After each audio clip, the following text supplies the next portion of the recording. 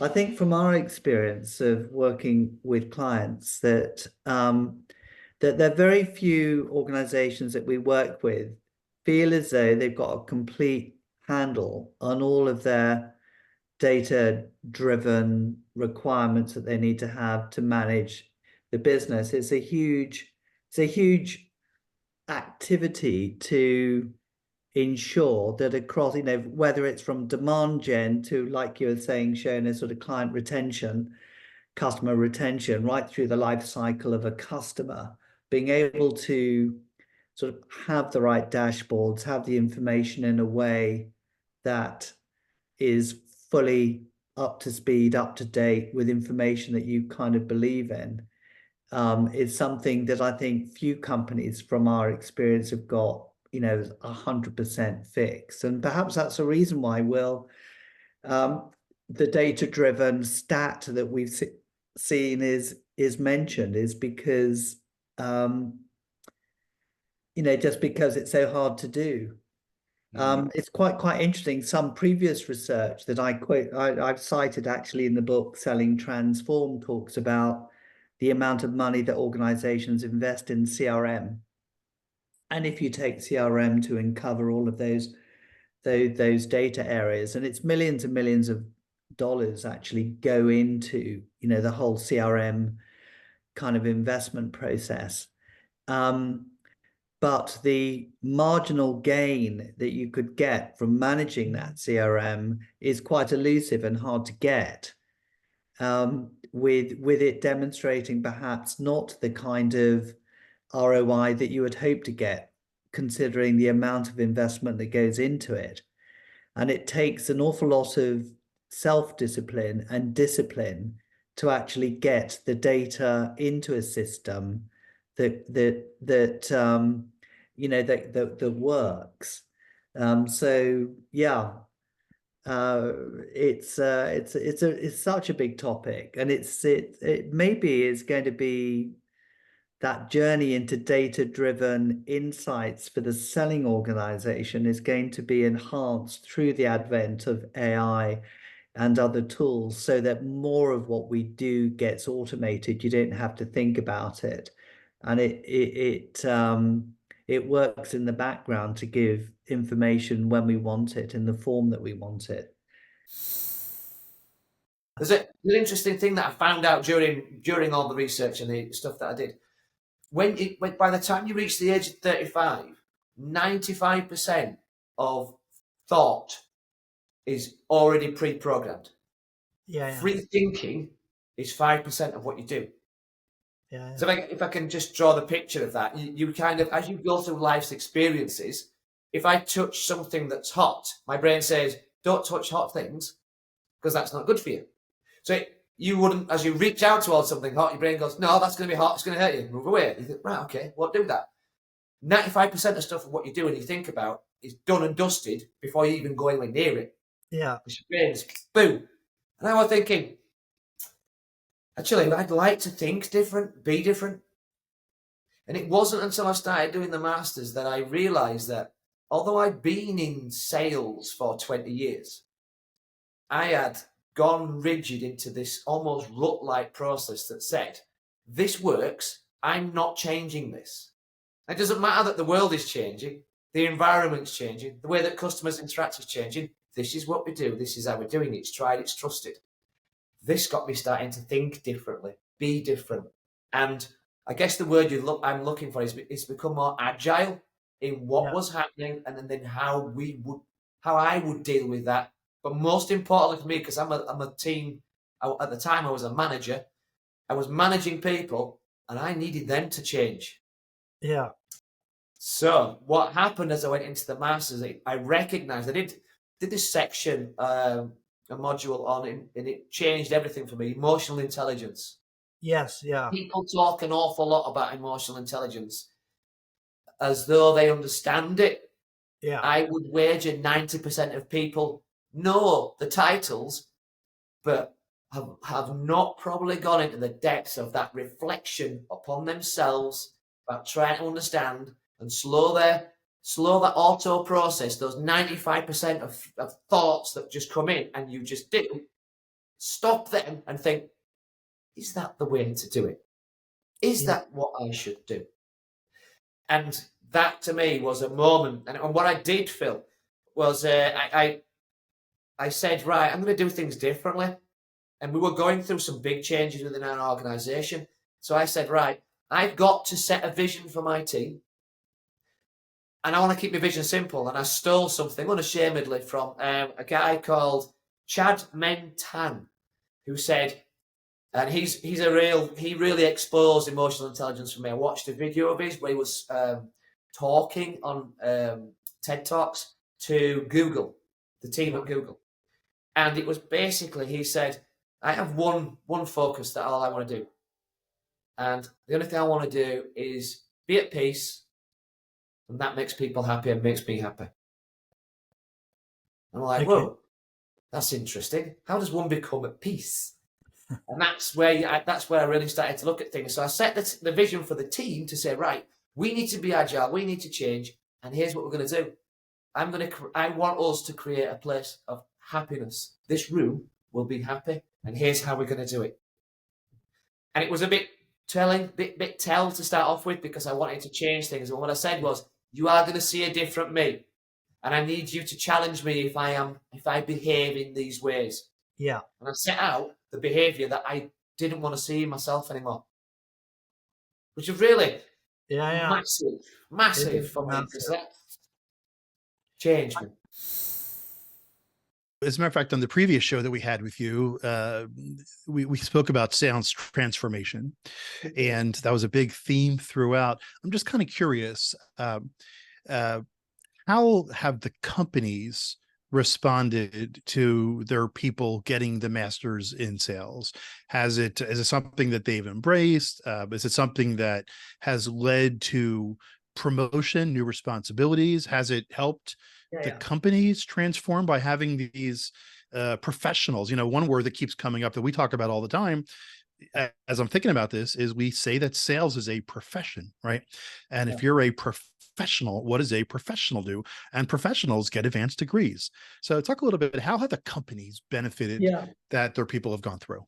Well, of course, in the early days, they didn't quite know what to expect, because, it's a completely new experience for them. So it took a certain type of company who believed in development at a high level, and shared, just like you've said, there's like this notion of professionalizing sales is really important to them. And education is such an important element of that. So the way that, so you've asked me a number of questions. Promotion, oftentimes students who are coming through the program don't just get promoted once, but 2 or 3 times. We've had situations where, remember one particular person who came on the program was an account manager of a team. He happened to be managing a team in the Middle East. Midway through the program, he then was promoted into managing EMEA North, with hundreds of people actually working in his team. And then he got promoted to Chief Operating Officer. You're talking about rapid, not everyone is going to have that kind of rapid acceleration.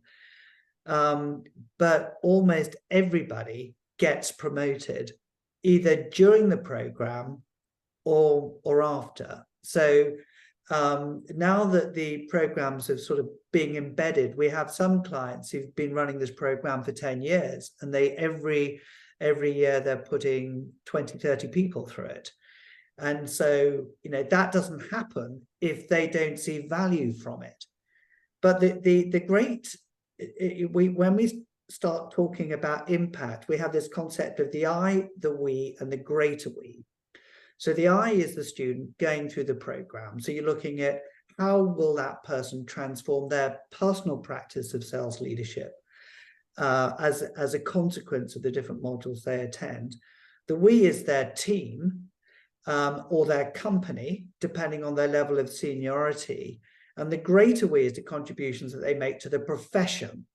So quite a number of the students are writing publications that get published in academic journals as well as in the Journal of Sales Transformation. We have books coming out. Grant's a good example of that. And we have another book coming out. So this whole notion of feeding this concept of professionalism is kind of fueled through the quality of reflective practice that you get from the particular way the program's structured. When you talk about AI, transparency becomes key. You need to share data. You need to inform the system with insight. And only then can the AI become extremely powerful. So we will have to become transparent, sharing salespeople if we want the AI to become extremely smart and to help us. Do you think that's possible? I believe so. I mean, we need to adapt to the AI, right? First, the AI will help you on automating simple tasks, right? That's what you see today. Today, what can we do? You can create automated emails, and you can, for instance, from a demand gen perspective, have a suite of emails pre-generated, adapted by your roles to, if you talk to a CFO, is different from a CIO and so on and so forth. That can be fine-tuned. We are getting there, but within 6 to 8 months, that will be okay. The problem will be to create a specific context for your organization. The problem currently with AI is that data are owned by the generative AI technology. So you need to create a legal framework where your data set remains your own data. So SAP is currently creating that legal framework for their customers and for us, where the data remains our data. That's important. The second one is when you have that, you don't want your data to leak into the public domain. So it needs to be extremely secured environment so that the data remains private, highly private. Otherwise, you lose the trust, and you cannot lose the trust in that business. So the second one is security. Once you have a legal framework where you own the data and a very secured environment, then the AI kicks in. That's where then the AI has its what we call context. All this information from SAP or customers of SAP gets into that and start creating a huge intelligent set of data where the AI can start drawing correlations. And then at the moment, we can already, through generative AI, create emails. But the problem is not to create an email. You want to create an email that is contextualized for exactly what you want to do. If you're in UK and you're into retail and you talk to a CFO, you want to have an email that is generated for a retail person in a CFO role in the UK, which is not what is going in France, not what is on the west coast of the US. So the contextualization becomes important. And that's where we make the difference between intelligent value AI versus data creation, where you say, okay, I create an email. That's a function, right? But if it's not contextualized, the value for the customer and for the salesperson is extremely limited. Yeah, okay, you have an email, fine, but it doesn't give you context, and you cannot really use it. So if you create and auto-generate an email, but then you need to spend as much time to modify your email because you need to make it now more retail UK CFO based, what's the point? Yeah, you will have to redo the email anyway. So that's not value. Yeah. Can I ask you, if you were looking at sort of what is the one superpower of what a great coach is, what would it be? What would be the superpower be? Yeah, well, it's the core of Consalia, reflection. Reflection. So it's really reflection, critical reflection is the core skill, because what you do with others is questioning and listening. So that's the kind of mechanics.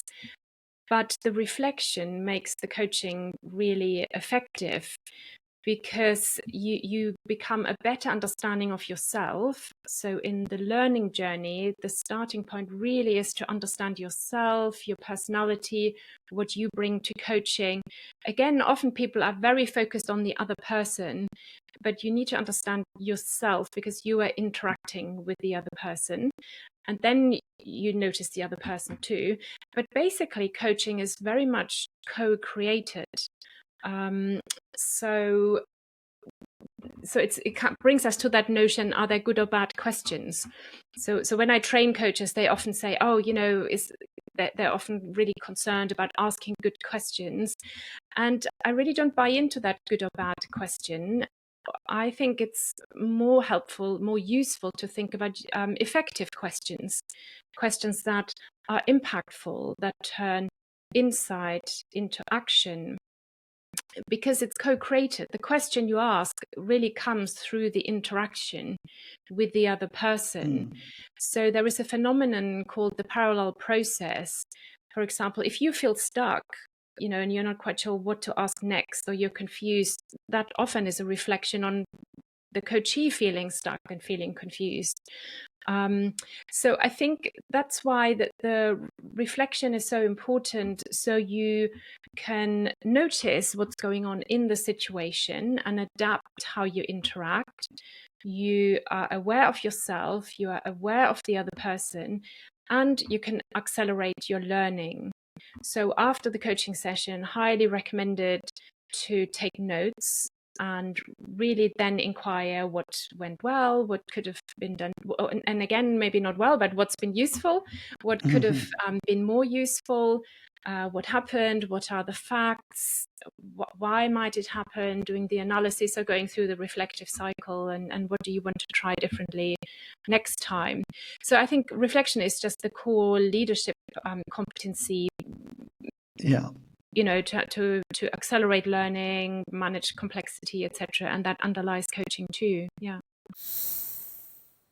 If you were the coach of Willie Loman, okay, what sort of interventions might you have taken that would have maybe resulted in something quite different? There you go. Well, you're going to have to read the chapter to see that, because it is a very different story. But we have to first go back to what was the purpose of finding your written voice, and why did we include literature, which is what Christine Eastman championed us to do. And literature gives you the ability to start to formulate the narrative of how you tell stories, right? Yeah. So if you reflect on what inspired me to do this, I read a lot on Truman Capote and also Willa Cather. And I just love the way that these authors almost brought you into the script of the story. So in the way they narrated their story in a discussion point from the interviewee to the interviewer, I found that very fascinating, because you can very quickly dive right into the story and almost act as if you're there. So that's how I chose to write my chapter with Willie Loman. I actually went back in time. I take the reader back in time, and I invite you almost as if you're standing there and you're seeing me as a coach have a coaching conversation with Willie. And in doing that, I'm using the scared so what model, which is the first model for change. And I'm coaching Willie through his feelings, which is what scared does. And we're having a deep, honest discussion about, well, what is it you're feeling? You're in aging in sales. You've been in sales your whole entire career. What could you do? And how could you do that? And I use the scared model to do that, to help him formulate a different decision. And then from there, I coach him in continually to say, well, what's your outcome? What's your so what? And how will you do that? And in the book, the way I've written it, like Capote and like Willa Cather, in that almost like movie script style, so you can actually jump into it, you're there with us. And you can see the coaching experience, and you can see, almost literally see him and envision him coming up with a different solution. The book that you've referred to is The Leopard. I wonder if you could just quickly just talk us through, the book and why it sort of inspired you to write this chapter. Yes, and I'll look more at the individual side of the book rather than historical, but I can certainly mention that it talks about the Italian Risorgimento and the changes which were happening because there was this unification objective, really, and there were some of the current political positions that were being overthrown, if we can define it as such. So there was this situation of change and resistance to this movement. And the reason why I'm very interested in it is because it brings out the culture, it brings out the traditions that had continued over the years. And there is still an attachment to what the past was without taking consciousness of the future. And I have drawn parallels with this, because whenever individuals are put through a very high level of change and disruption, they try to hold on to something they're very familiar with.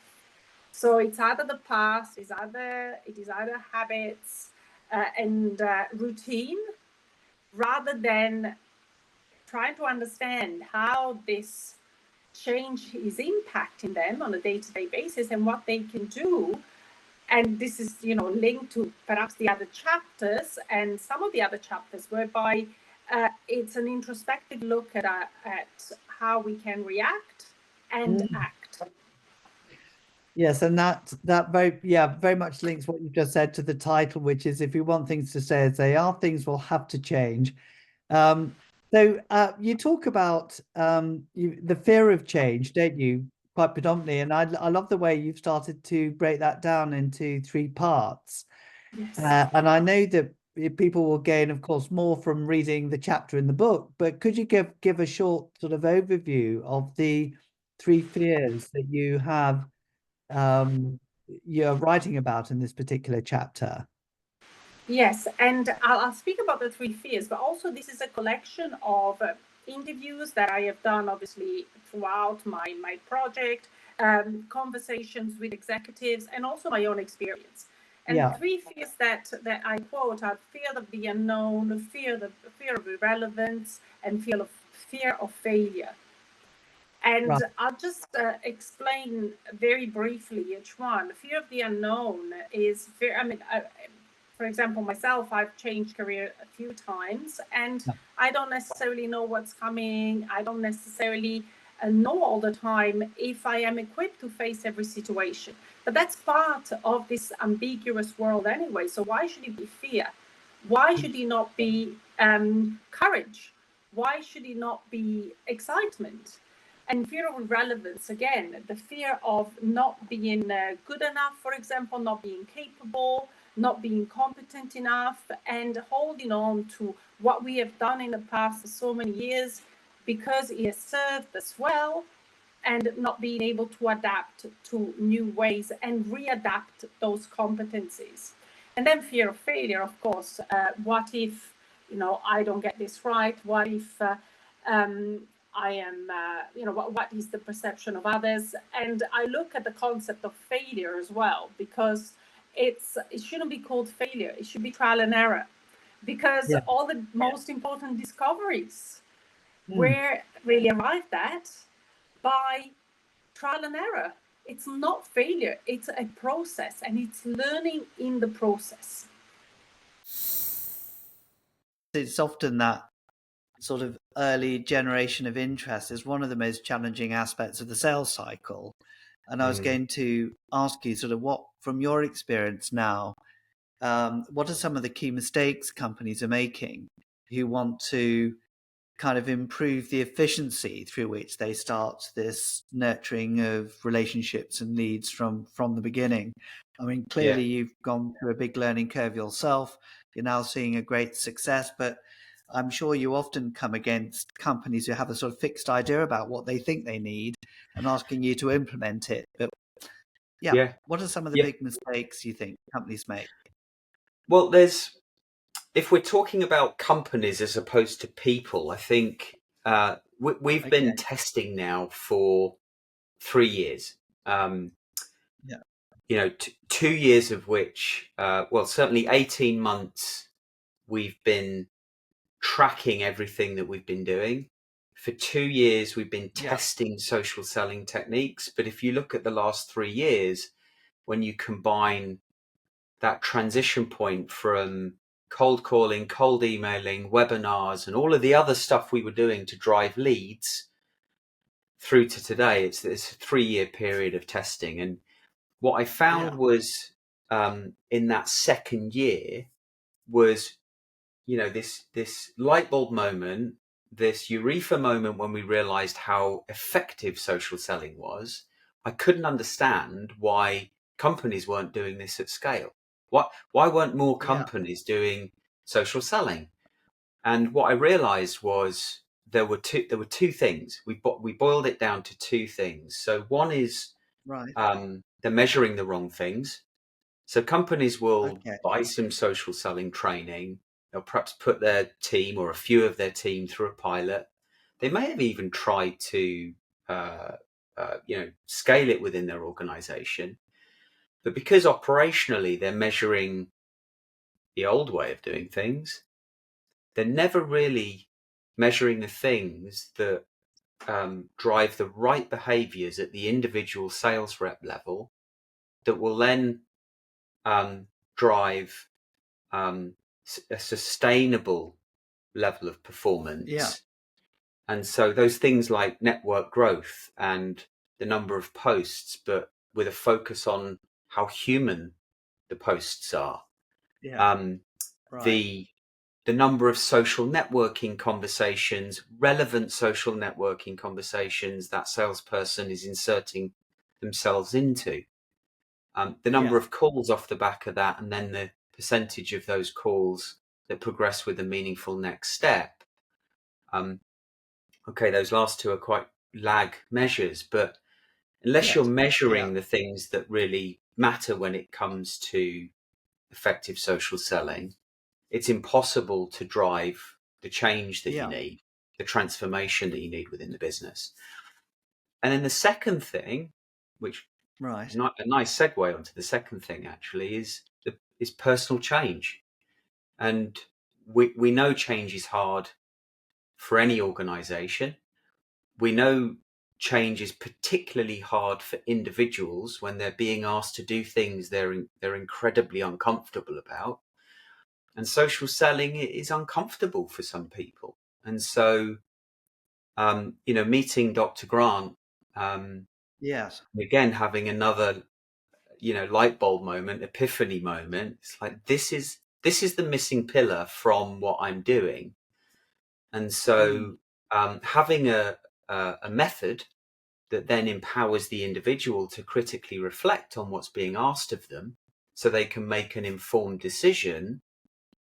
And it might be unfavorable, but at least they make a decision.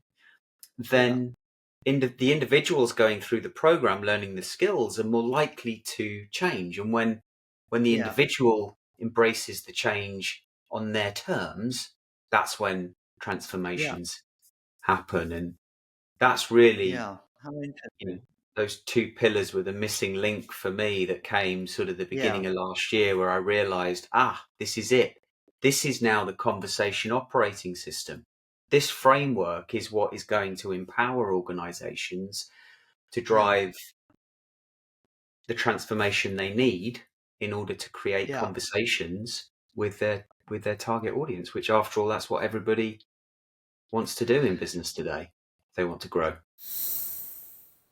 I'm curious on this one because I was kind of skimming through the chapters of your book, and you talk a lot about the history of sales. And I'm curious, here in America, we take credit for a lot of stuff that we don't really, shouldn't take credit for, right? Like the automobile, like Henry Ford invented. No, Henry didn't invent the automobile. He, Germany actually invented the automobile, and we manufactured it better, right? So that's so there's this false pretense that we created this. No, we didn't. Sales though seems to be, as I travel around the world, what you mentioned earlier is like, we there's a little bit less of a stigma here in the States, right? Because I think we are a very sales driven. I mean, if you think of, Columbus and whatever history you want to believe, that was kind of sales. He's like, you know what? I'm going that way. Like, I don't like what's going on here. I'm going to go that way and see what the hell happens, right? So I think, a lot of it is in our DNA, right? As just go and not as traditional, if you will, historically. But where do you think sales, like where was sales recognized, right? Because you go through a whole period in your book of like the 1800s and this, but where do you think it really became a thing? Was it in America or was it elsewhere? And did we kind of adopt it? Yeah, I suppose it's around what is the definition of the word sales, because so I got quite a lot of my inspiration for those early chapters of the book around some of those entrepreneurs who literally led, sort of trade missions across the Silk Route and so on. But I think for sure that the spirit of America has really sort of accelerated this whole idea of salesmanship. I think initially perhaps in a, I mean, it's just a great entrepreneurial society. I mean, it believes that anyone could do anything, and we don't have that. Or not, but yeah, we don't have that. We're much more cautious, and we had our heyday in the Industrial Revolution in the late 1800s. We'd sort of fallen by the wayside of it, but I just love that mindset. So I think America, and you can see that in the powerhouse that you are now as an economy. I mean, it's sort of very, very much sort of sales driven. But I think some of the practices of sales in those early days were quite detrimental to the stigma that it now has. And some of the early books on sales written by buyers, not sellers, actually were based on accounts of things that happened in America during the early days of, people selling maps and so on to farmers. And it's very interesting to sort of see this tension sometimes being built between, buyers and sellers. And I guess what constitutes good sales practice is now, it's so important. But no, I think we have an awful lot to be thankful for what's come out of America in terms of recognizing the role of sales and its importance, and just you produce some of the most great researchers in it, and people who write books on it, and people like yourself doing these amazing podcasts. You're leading the way. Yeah, I mean, I think that's, trying to do it, and I think that's where I'm curious where it turned, right? Because it was an educated profession in the early 1900s here in the States. It was, you actually learned sales in high school, right? They taught sales in high school, but then I forget when, but there was a point where it just stopped, right? It was just like, no, this is like, we don't want to teach this. We don't like, this isn't, it's now it's taken a negative turn, if you will, from a perception standpoint. What was your inquiry? What was the problem that you were trying to solve, with your research into sales? I think what it started was looking at where sales is today, and reflecting on the dynamic. So we mapped, and again, building on a lot of what you've done, Phil, and what is in some of the writings around the world and trends, was we called them eras of selling. And what we observed when we mapped the eras of selling against a number of key criteria, we've seen a complete shift in the direction of these influences or powers. So maybe that doesn't reveal anything substantial, but it said to us that the world is changing and will continue to change, and the way that the world that the sales professional is operating in has and will continue to fundamentally shift.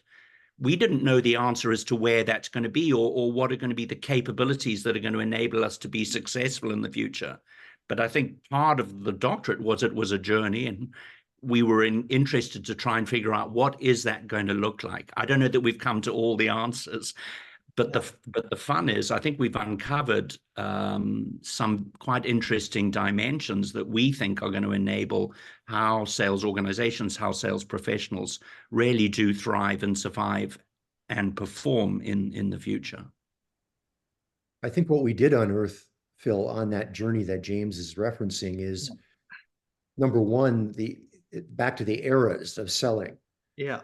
That one of the things we can say for sure is that the ideology that underpins the profession of selling has fundamentally shifted. From in the past, it has been based on the art of persuasion, which is what I call a push ideology. Yeah. Today in the future, it's based on exactly the opposite, an alignment ethos, which is a pull ideology. And nothing could be more pronounced than that. There's been a fundamental shift in the polarity of the thinking and ideology that underpins selling. And I think that's both exciting, and that also represents this great big shift in the era that James has referenced. That is to me, the biggest takeaway that we Yeah. believe in and also validated. I think the second one is that these human factors, which I referenced earlier, and we focused in on two areas of character and mindset, are two kind of core human factor pillars that inform this new role of strategic sales and the thinking that's going to be required for the future. And I think it can be codified in a single sentence that came from Dr. Fred Keel. Who you are will matter more than what you do. Because AI will always be able to do more than us as far as the functionality. But now it's our character and how we think and how we show up to others. That will be the ultimate distinguisher. I think that was probably the second biggest takeaway. Yeah. And I think the third one is this: relationships will matter more than ever. Yeah. We started out this discussion about relationships, but they're going to matter more than ever in a world where AI will take over, but you can't be in a relationship with a machine. You quite often come across organizations who want to set up some sort of sales academy, and they don't quite know how to structure the academy and what knowledge, skills, and behaviors do they need to consider as they're building up the competencies required for high-performing sales teams. But I think, so just the identification of the knowledge, skills, and behaviors is one thing. The other is, how do you assess against it? Because I remember, there was a lot of, yes, okay, they're there, we've done the 2-pager, but how do you assess whether people have reached the level 6? And that's a key component of it. Yeah, no, that was huge. So having developed the standard, we then had to develop the apprenticeship, the endpoint assessment plan. Yeah. Not so straightforward. No, I think that was the more complex bit of the whole process. It was, it worked well as within the Trailblazer group, and then, we had to get that approved by IFATE, and language really mattered there. But, how do you assess it? We have a well-established endpoint assessment process now that was approved by IFATE. So, they have to record evidence in a learning journal or evidence log of achieving how they've achieved those knowledge, skills, and behaviors, which needs to be robust evidence and validated, and triangulated ideally with line manager feedback or customer feedback. They present a pitch or deliver a pitch to a panel. They have a discussion with the panel about their reflections and their evidence log. And the panel are sales practitioners as well? Is that right? One sales practitioner and one person from the university. So a panel of 2. And they also produce a work-based project, which is part of that assessment. Yeah. So, it's not an easy program. There's a lot they have to achieve. There's a lot they have to demonstrate. Yeah. It's obviously a 3-year program, but the endpoint assessment is it's rigorous. It has to be. It's been approved by IFATE. But to date, we've had 100% success rate, which is absolutely fantastic. One of the oldest aphorisms in business is when people complain, remember, you hired your problems. That is true in sales. So you need to pay attention to it. And you'll see the data in the book. If you look at the amount of money that companies spend on hiring, training and development, and sales, sales gets 20% more per capita spent on training than any other business function. The issue is not do companies spend money there. They spend a ton. The issue is how do they spend it, and what, if anything, do they get back in terms of ROI from that training? But because you hired your problems, you need to be more rigorous in that process. And the reality is many sales managers are not. And here I'll just talk about 1 or 2 things not to do and then things to do.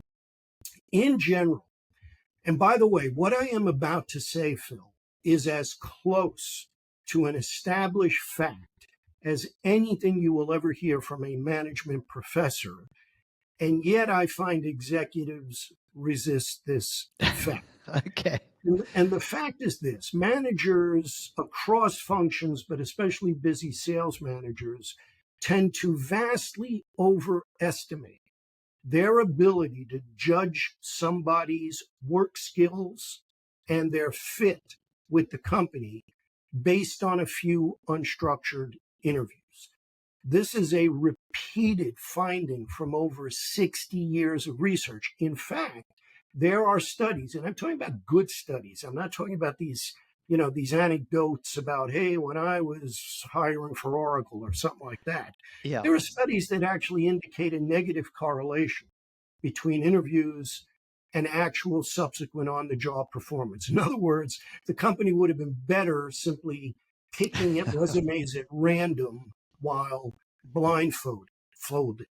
So think about what I'm saying. It's an inherently tough job, and many managers, especially busy sales managers, tend to make a tough job needlessly tougher by simply relying on a few interviews. Now, what do you do about that?